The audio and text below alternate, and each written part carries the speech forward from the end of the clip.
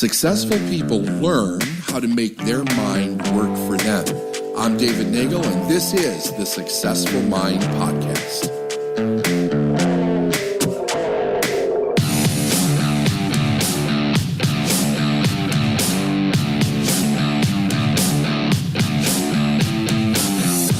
All right, so David, today, I want to talk about a book that you actually had me read a very, very, very long time ago. I mean, this book is like part of the cover's ripped off of it. Yeah, like that mine looks like the same rough. thing. It's pretty rough. And I think it's really misunderstood. So when it must have been 10 years ago that you asked me to read this book.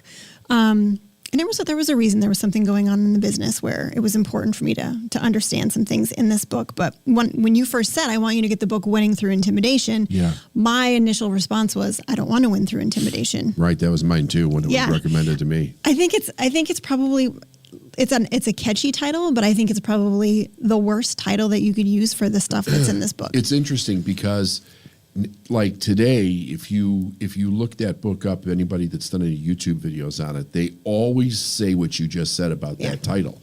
Like nobody wanted to read it because it was like, what the hell is this? That's not what I'm looking. That's not what I'm looking for. But that's not what it was.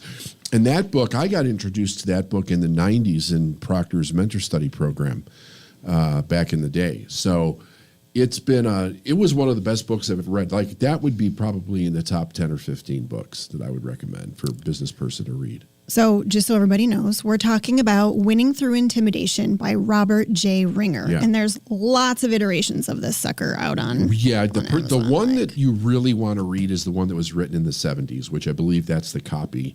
I mean, it looks like it. Yeah. It looks like it was written I know in the mine 70s. looks like the pages are yellowed and crispy and 1973. 73. Mm-hmm. Yep. That's you want the 1973 version of that book. The genius is in that copy. It doesn't transfer over into the new iterations, in my opinion. Okay. I want to talk about how this translates to business, right? So the kind of the premise of the book really isn't about how you can win through intimidation. It's how others win through intimidation and what you should know about it so that you can avoid being intimidated and losing, essentially, right? Because the whole main idea is that in any business or financial transaction, the person who is intimidated the most will earn the least. That's right. Right? It kind of goes back to, the teaching of in sales, especially. I think you covered this in one of the sales series on the podcast a long time ago, but it was the most confident person wins, right? Right. So the one who's the most confident wins, the one who's intimidated the most loses. But I think the interesting thing with intimidation is when you say the word intimidation, people have a specific picture in their mind. Yeah. And that's not usually how it shows up. Like a bullying business. Type manipulating individual, and that's not really what it is. Yeah, like kind of a David and Goliath kind of picture in your head of this, big, strong, like I'm intimidating you. But actually, that's not what intimidation looks like in business at all. First, what's your definition of intimidation? Like, if I were to say, David, what does intimidation mean? What would you say? Try to manipulate you to do something that you don't want to do. Right, to intimidate you in a way, so they had to have you relent based on fear or anxiety, or in the way somebody would respond to being bullied, which happens a lot in business. I mean, the interesting background of this guy was that he was a commercial real estate guy, I believe, and he learned through going through that thing that he called Screw University or whatever it was. So I mean that's what it means to me. It means that somebody is trying to knock me down in a negotiating situation of some kind, and then I relent based on the fact that you're intimidating me. Yeah, and it's interesting because we've heard from other people that you and I are intimidating. I think that's funny. Well, I think that's a different kind of intimidation. I think that's a different kind of intimidation. I mean, like you said, when people read that book, when they hear the title, they think, oh, I have to be a bully or a manipulator to win. That's what the book's about. That's not what the book is about. But I guess now that I'm thinking about it, there's probably different versions of the idea of intimidation. Like you can feel intimidated because lack of self-esteem, or you could feel intimidated because there's people that have a higher education in a room, or more business experience. People could be intimidated by somebody's looks or the way that they're dressed. There's lots of different ways that intimidation can show up between two or more people. But in this book, he really talks about 3 different types of intimidators. Okay. So these are like the 3 people that will show up in your life that will cause you to lose. And what are those 3? So I've got my little notes here. All right. So type 1 is people who openly act in their own self-interest. Like they are absolutely blatant that they are acting in their own self-interest, and they basically give 0 shits about you. Right? That's correct. Like that's it. And everybody knows those people. Right. Like, I see you coming. I know that you're doing this, and I'm going to lose. Like, that's all there is to it. Type 2 is people who work behind your back to cut you out. So these are people who say one thing to you, but behind your back are working very much against you. Right? And then type 3 are people who, despite best intentions, cut you out regardless. So what does he mean by cut you out? Can you explain I think he that? means by cut you out means well, in his words, screw you. Right. Right. So despite their best intentions, you still get screwed. Kind of. So you either get the worst end of the deal or you get kicked out of the negotiation completely. Yeah. Yeah. Yeah. Yeah. And I think in business, all 3 are dangerous, right? You can learn your lesson pretty quickly with type 1 because you can see them coming. Right. Generally, you're intimidated because you're worried about what they're going to think of you. You're not standing up for yourself, even though they're perfectly honest about the fact that they're trying to take something from you or benefit from you in some way that's going to leave you not benefiting. Yeah. Generally, you usually learn your lesson pretty early on with those type of people, and then set boundaries, and then that doesn't happen as much anymore, right? We know what's interesting about this, Yeah. about this book and the way that he approached this, is if you think about the person that's on the side that they're being intimidated, it's interesting the value concept that they must be going into a negotiation with in their mind to begin with. And generally, we see this, anybody that comes from the middle class, working class community, it's the idea of fair. They just assume everybody's going to play nice and be fair. And they're shocked when they find out that that's not the way that it shows up in many cases. I think a big main idea of this book is stop assuming people have your best interest in mind, because they don't. I think that's perfect. Like the whole, in every page, it's stop assuming that just because someone's nice to you, right, that they have your best interest in mind. That right. whole concept of nice, I mean, we could talk about that for a half an hour in and of itself, right? Yeah. Nice as anybody, serial killers are nice. Right. Con men are nice. That's how they actually right. intimidate and manipulate you, right? And that's how he learned that lesson, because he was assuming that people had his best interests in heart in these deals, and then he found out when it was too late that they did not. Yes. And the interesting thing is there's a fine line between assuming everyone's out to get you and assuming everyone doesn't have your best interest in there's mind. a difference. There's a big difference there. So this isn't about like assume everyone is a jerk and is trying to right. take everything from you. Right. People just generally have their own best interest in mind, not meaning that they want to harm you in any way. Exactly. They just choose themselves over you. Exactly. Basically. Especially if there's an interest that they need to pay attention to for themselves. Yeah. They're not necessarily thinking about you and what's best for you, and they don't even know what you need. I mean, it's not something that is a conscious, I'm going to completely fuck you in this situation. Yeah. And this shows up in business in lots of ways, right? Like I was going to start talking about type 2, the people who work behind your back to put you out. It's kind of like a triangulation, as you would call it in psychological terms, right? Where do you see that? I see this in team. So I see this where the owner has a team, and there's 1 or 2 team members that are less than adequate or even just adequate. And the owner knows that there is an issue with these two, but they're not doing anything about it.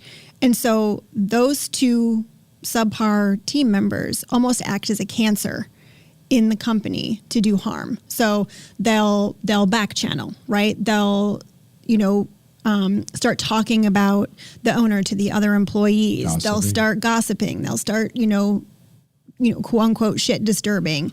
They'll say that they're doing something and then they won't do it. These are the type of people that when the owner gets around to finally firing them, they uncover tens of hundreds of things that they didn't know was going on behind the scenes that they're now hearing from their clients or from the other employees that were going on. So they're covering it up at the same time. They're covering it up at the same time. And I think this is so hugely rampant in small businesses because owners are afraid of what people are going to think if they let someone go. They have this ideal that potential is everything.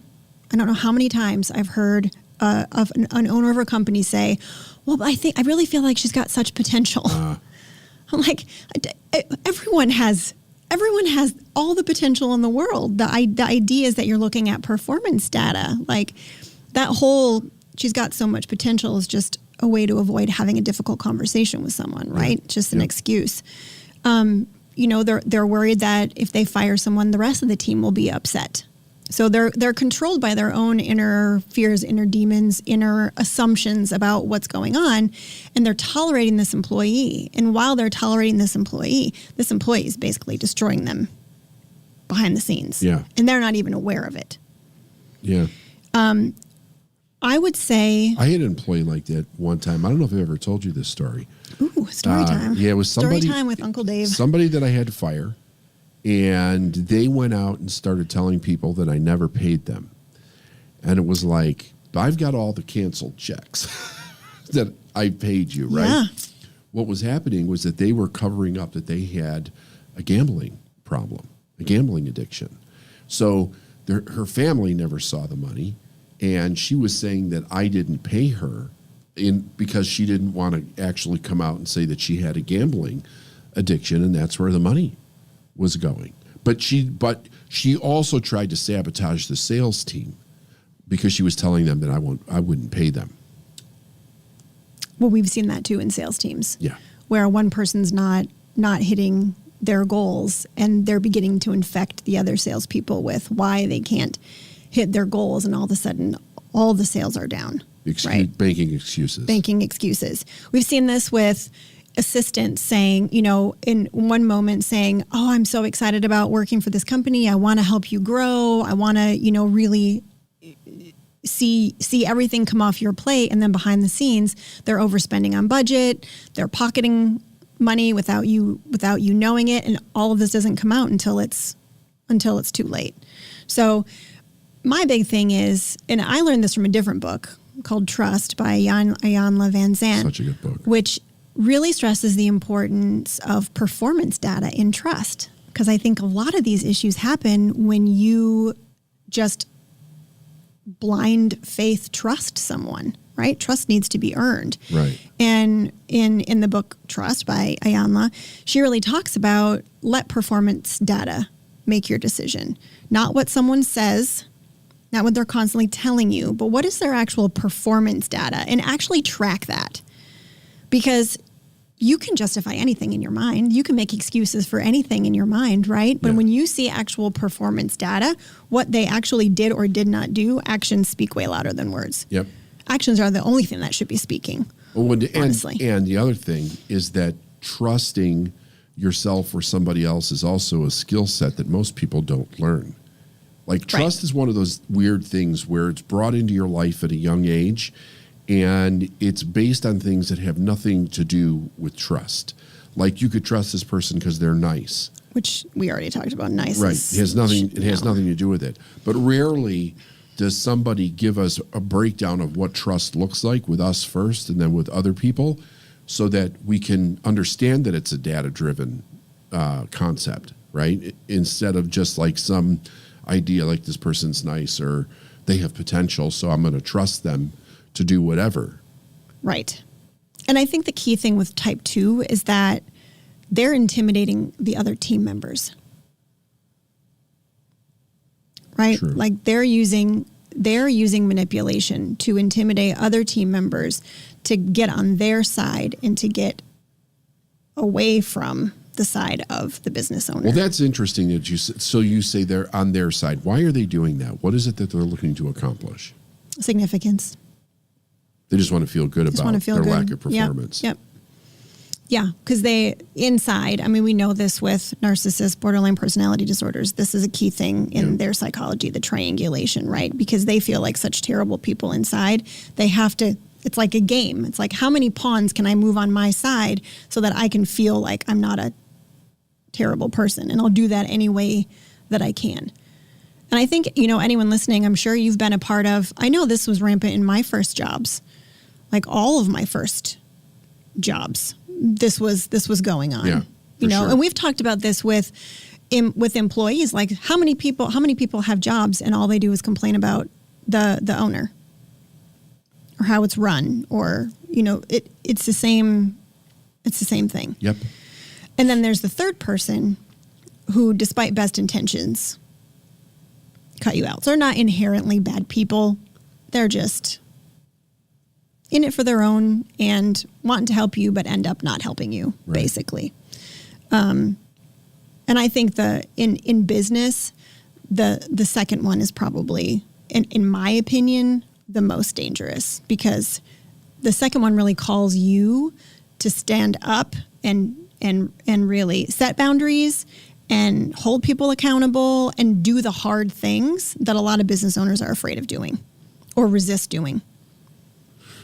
Why do you think they have? So I asked you. I said, "Why are you doing this?" You said significance, but the other interesting thing is that there has to be some kind of significance there in order for them to have an effect on other people. Why do you think other people are susceptible to this type of an individual? Probably because they have low self-esteem as well. They don't want to stand up and say this isn't okay. Yeah. I mean, Well, I'm going to share a story about something that happened within our team. Mm-hmm. So quite a while ago, several years ago, we had two team members working together on a project. They were both new team members. They were both new hires. And one was quite young and the other one was a little bit older. And face value, it looked like everything was going great. Like they were working together. Occasionally I would get like hints of something's kind of a little bit off, but we were so busy. So I didn't take a lot of time to really address it. Several months went by and finally one of the team members came to me and said, can I have a conversation with you? And it was in that conversation that I pulled out that this younger team member was being completely manipulated and bullied by the older one, which there were no signs of that outwardly anywhere. So that's totally against our culture. That's not what we're about. So immediately. And they didn't do that in front of any of us, right? Nope. Never did it in front of any of us. And that's also why we have a policy of when people come into our company in terms of clients, if they treat you poorly, everybody on this team knows. Because we are constantly on the lookout for people who will treat you and I differently than they'll treat our team. Right. If you're going to work with us, you're going to treat everyone with respect because we're going to treat you with respect. But no, there was no indication that this was happening at all. Like it was kind of like shocking, actually. Yeah. But had I put better parameters in place to begin with, to have more frequent check-ins with each of them, I would have seen it. But this employee was really young, really inexperienced, was worried, didn't want to upset the apple cart, was really trying to do their best. And finally they were at the verge of leaving. Right. So had conversation with the intimidator and let them go. And it was just like, it was a real wake up call, I think, because for that person, for me, it was a great teachable moment. Like, this is what's happened. And this is why this is why this needs to be talked about. And we really need to build our culture. Because that could have had huge repercussions. Yeah, it could have. And it also began to uncover an interesting concept about people being afraid of conflict at the same time, right? So, because I always think to myself, now I know better because I remember when I was the person being intimidated way back when I was a kid, my first few jobs, and being very shocked that people behaved in certain ways or whatever, didn't understand anything.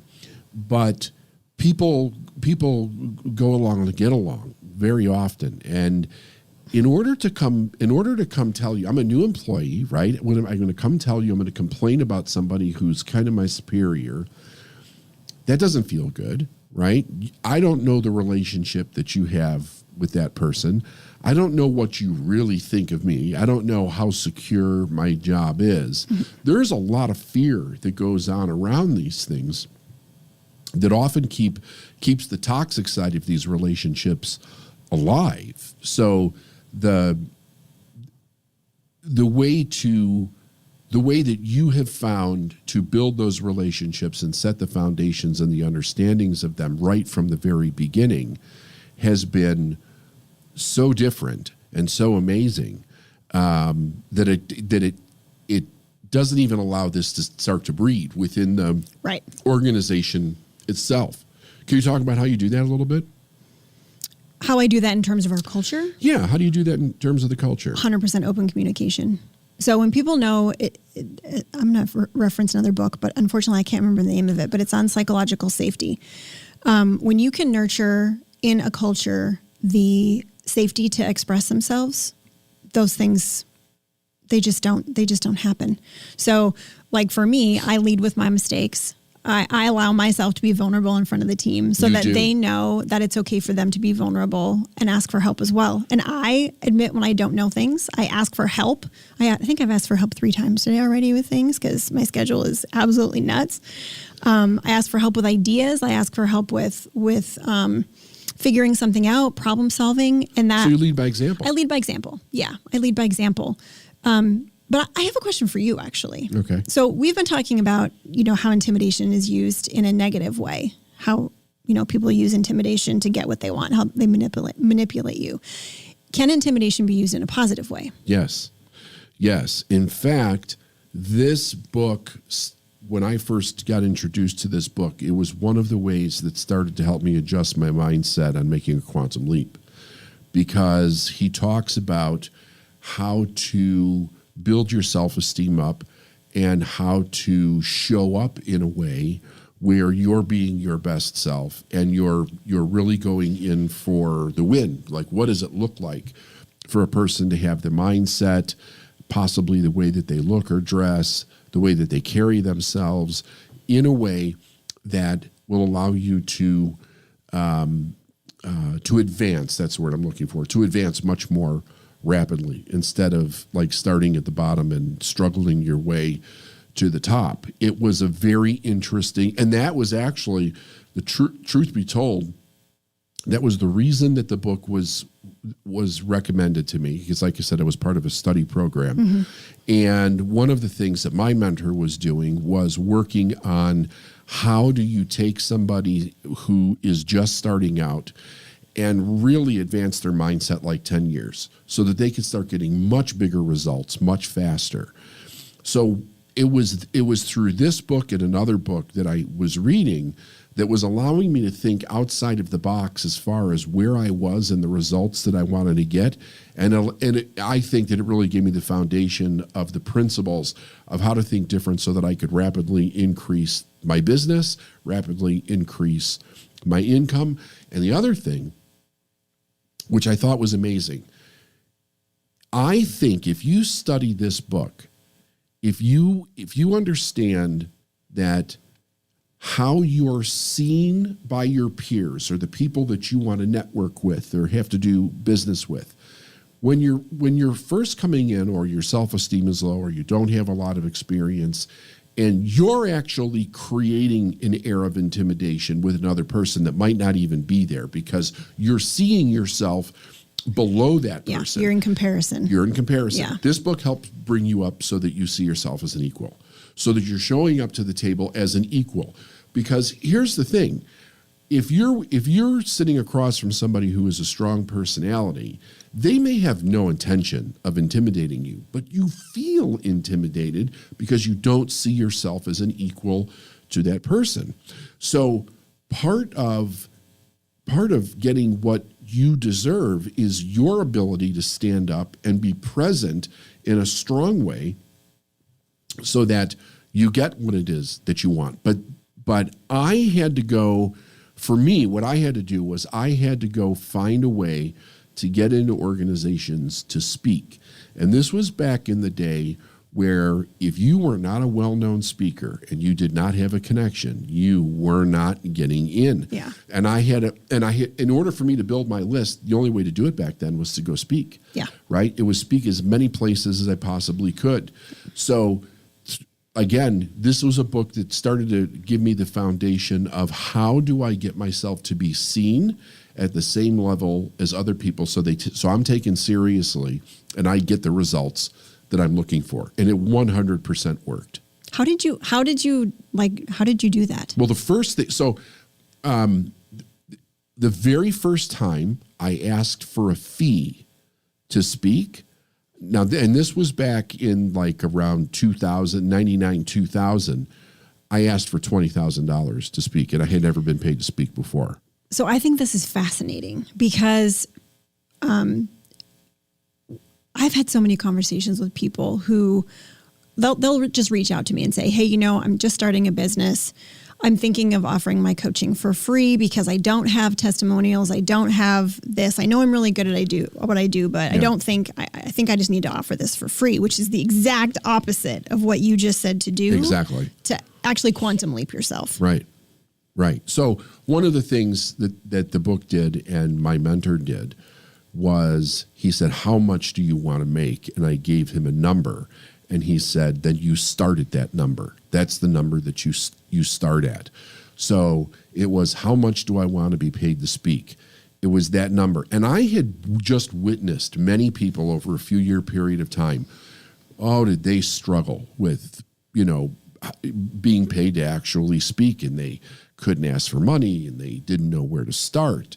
And it was crazy. I acted like I had been speaking for 20 years.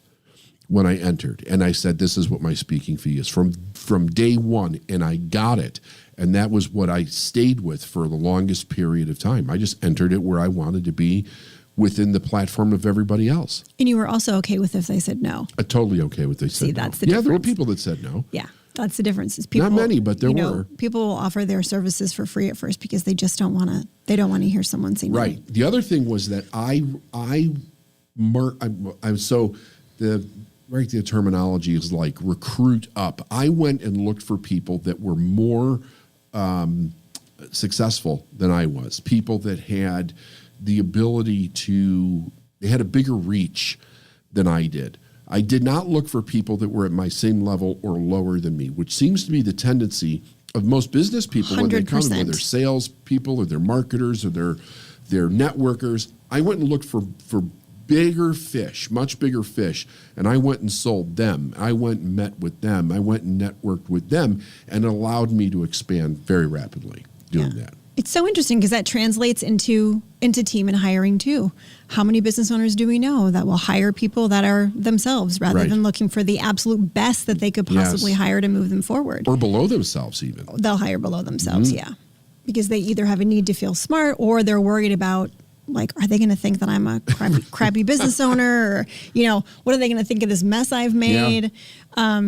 But they actually start from the bottom. I'm a part of a high-end kind of mastermind think tank with some really amazing business owners. And I'm actually like small fish in this group.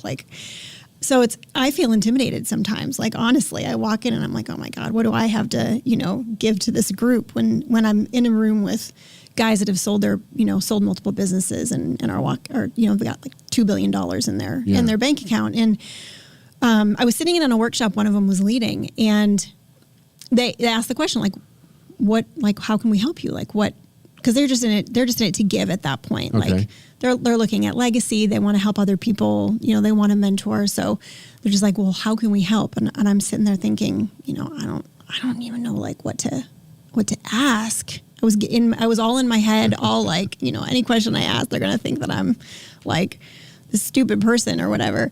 And one of the guys who I was in the room with said, I don't even know what to ask you because I feel like anything I ask you is so below you. And the guy looked at him and said, when you put someone else above, you put yourself below.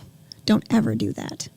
And it was just like mic drop in the room. And then I realized that almost everybody sitting in that room with me, all multi-million-dollar business owners or operators like me, were feeling kind of the same way. Like, we've never been in a room with someone who's had multiple businesses that big.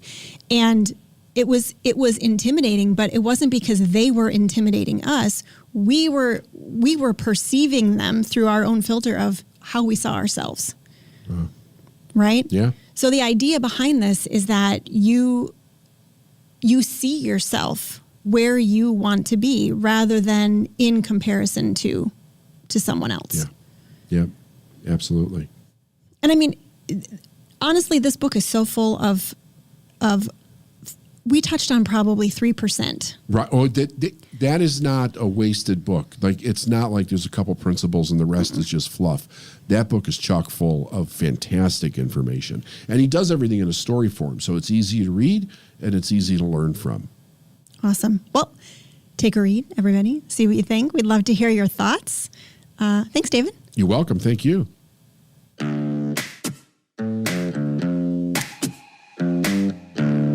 Thanks for listening to the Successful Mind podcast. And if you like what you heard and you want to know more, go to davidnagel.com/free stuff.